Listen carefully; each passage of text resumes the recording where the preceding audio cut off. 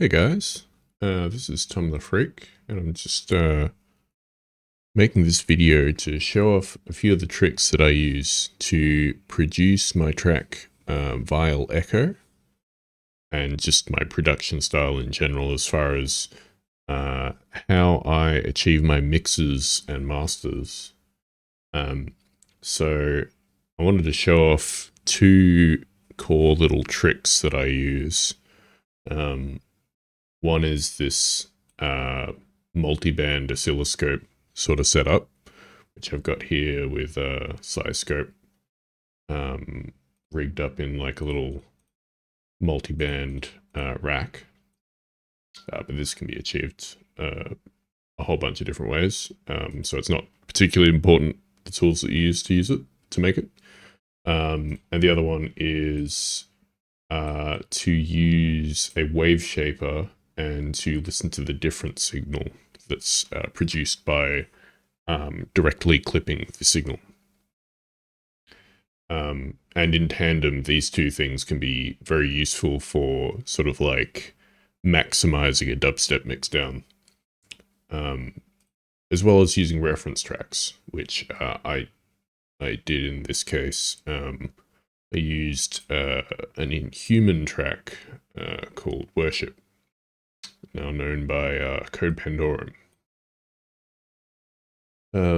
Yeah, so essentially, on my master, I've got nothing actually happening, essentially. It's just like the wave shaper just clipping it as if it wasn't even there. I've got a bit of gain going into it just because like that's been tuned in, but most of my mixdown is actually happening in the session itself. We'll come back to these. So it's like sort of like drums going into, like a drum bus, and for the most part, there's also just not really much happening for them. Might be a bit of clipping, a bit of a sidechain interaction, depending on what's necessary. We do a bit more depending on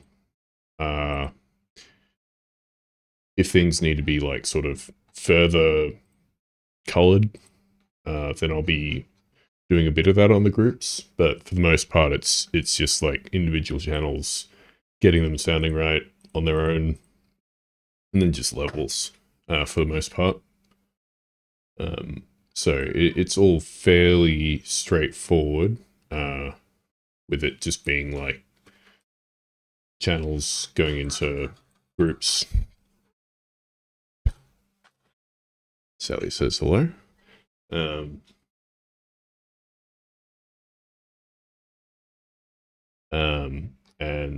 then we've got yeah, so there's like side chains set up for like the basses ducked by the kicks and snares. There's a bit of ring modulation on the cymbals to sort of give a bit of crunch. But other than that, just going straight to the master, getting clipped.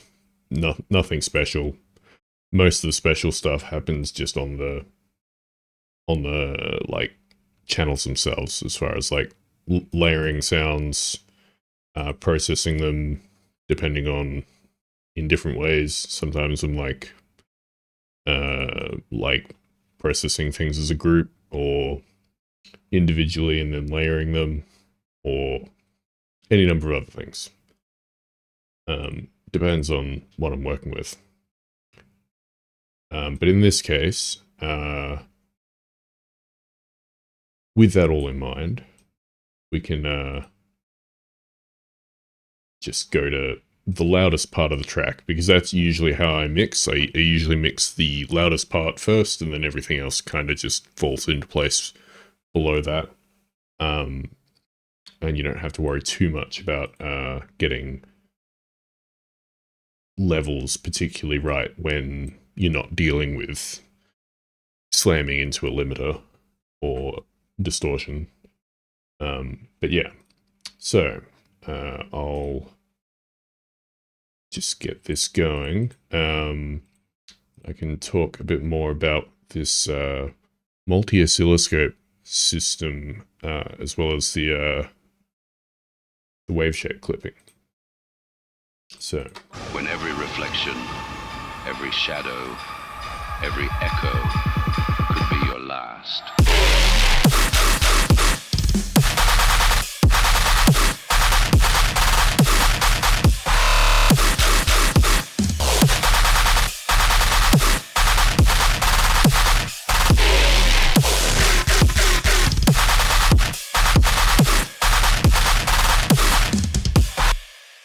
So,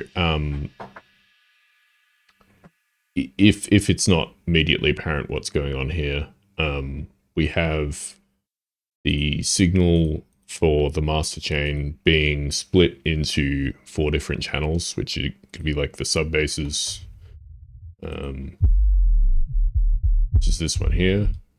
We've got the mids, this one here,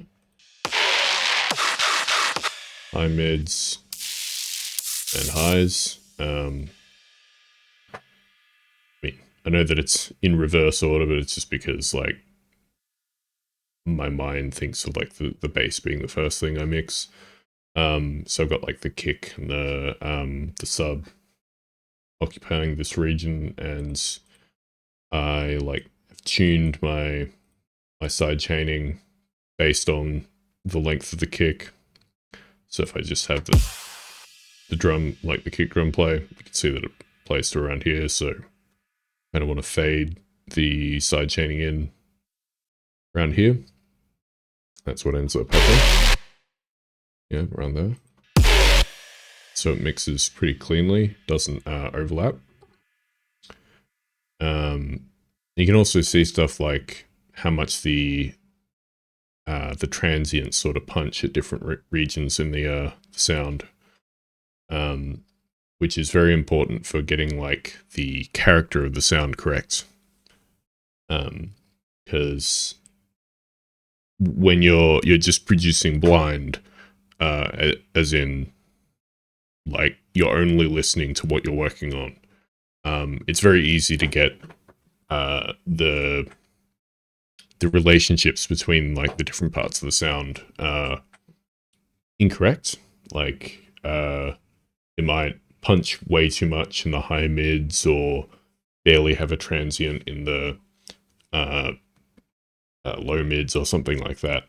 And a system like this allows you to look and identify those issues by comparing to another track. So I'll bring in a different track of mine, because I don't want to get copyright spikes for my own song, someone else's song. So I'll grab like this. It's an old remix of mine, back when I was acting damage. So you can compare the how the drums and everything are mixed, or how the whole song's mixed, just by, like, looking at the waveforms.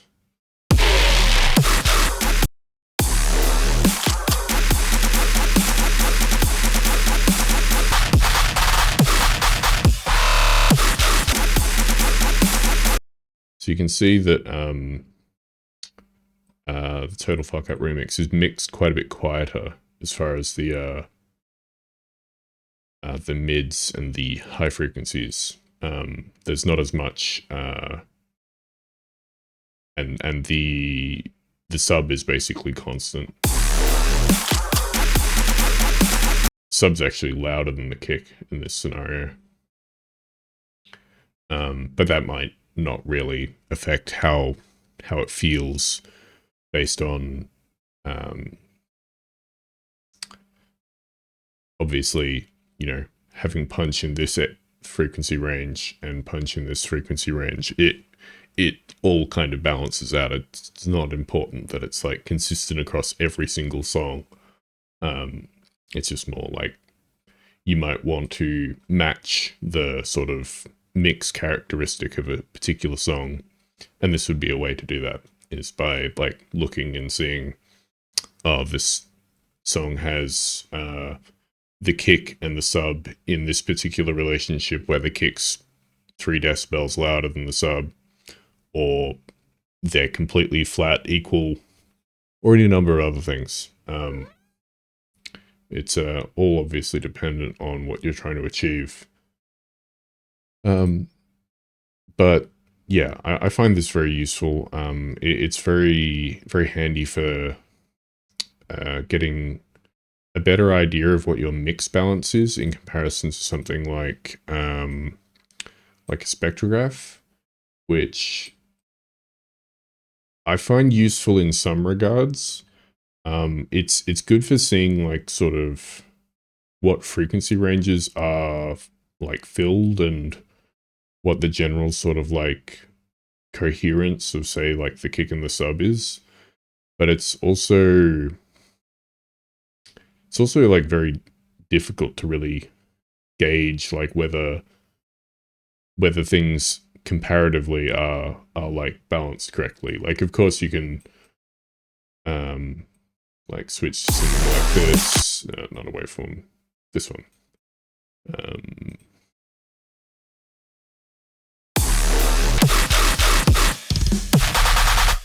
Like a typical spectrogram, not spectrogram, bar graph. I don't know what it's called. I'm blanking. But it also doesn't have quite the it doesn't show you what the phase coherence of things is, like whether things are like sort of in line nicely.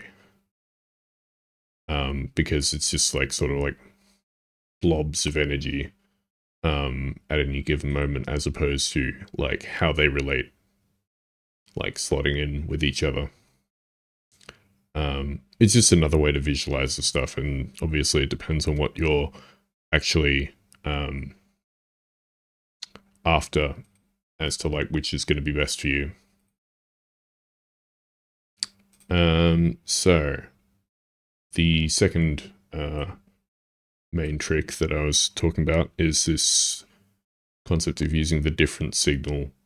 So when a signal comes into a wave shaper that's just set up like this and 100% dry wet, all that happens is any signal that goes over 0 decibels is just flat clipped. It's like nothing happens to it beyond, it's just discarded and it's squared off. And so what we can do with that is we can actually listen to only that clipped signal, and you can tell what aspects of it are being removed essentially, or being kind of masked by the distortion that's being created by the clipping, by listening to that different signal. So if it sounds if like a whole bunch of harmonic content is being generated through that distortion that's like not desirable to the mix, and you'd hear that in the different signal, then you're probably pushing it too hard, or your song's too dynamic, and so you need to like compress it before it goes into the wave shaper to ensure that it doesn't create that additional distortion in a undesirable manner.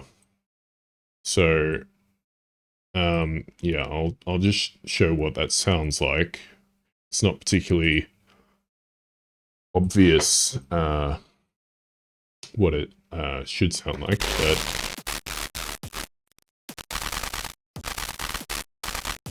it's sort of is usually just noise. It's usually just like very unpleasant noise that's being created, but it's like more apparent as to how this is useful if I like crank it, and then you can hear like different harmonics showing up as a result of stuff like the sub getting clipped.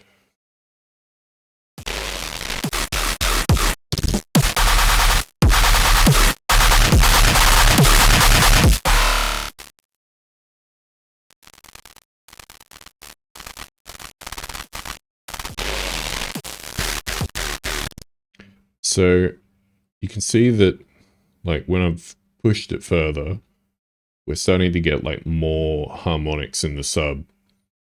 And what that'll end up sounding like is it'll become more and more muddy um, while becoming louder, um, which, you know, can be okay. You can just sort of get away with it depending on the style of music, but usually it's not a particularly good thing to push it too far.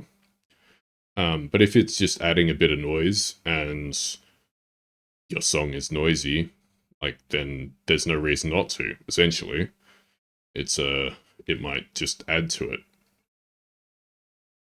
Um, yeah. So you can also mix with this by lowering the frequency range. That is, adding the type of clipping that you don't want. This can be a really good way to do the whole like loudness maximization sort of stuff that people do. Um, and it's like a bit more obvious what's going on as opposed to just listening to an increasingly loud signal and then hoping it sounds alright later when you've just made it super loud, and your ears might fatigue before you actually understand whether you've gone too far or not. Whereas this, it's like, it's pretty fucking obvious, like, whether it's gonna work or not. Because you'll be seeing it, that it'll be adding too much distortion or not enough or whatever. I'm usually pushing, like, we can use just, like, what it is actually in the project. You can see that there's barely any real distortion being added to the sub. It's mostly in this high mid area, and it's not really affecting the drums. So the drums are coming through clean, at least clean as to how they are in the production. And it's mostly the gun basses and stuff that are getting clipped, and this distortion is getting added to it as a result. Yeah, anyway, bit of a ramble, but I thought it might be interesting for people to know and be a little cool video for me to post for people who are nerds about making loud dubstep music. Yeah, check out my SoundCloud. See ya.